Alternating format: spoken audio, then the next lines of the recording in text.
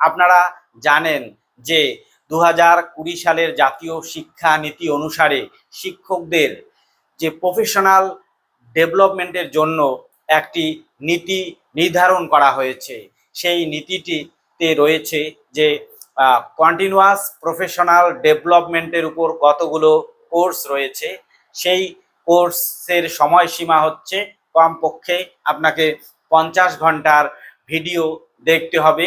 সেই ভিডিওটি আপনারা দেখবেন কোন অ্যাপে? দীক্ষা বা দিশা অ্যাপে গিয়ে আপনারা নিজেদের নাম, ইমেল আইডি, তারপরে স্কুলের ইউডাইস কোড এবং আরও অন্যান্য যে সমস্ত তথ্য রয়েছে সবগুলো তথ্য দেওয়ার পরে আপনার নাম সেখানে রেজিস্ট্রেশন হয়ে যাবে। তারপরে আপনি 50 ঘন্টার ভিডিওগুলো দেখবেন।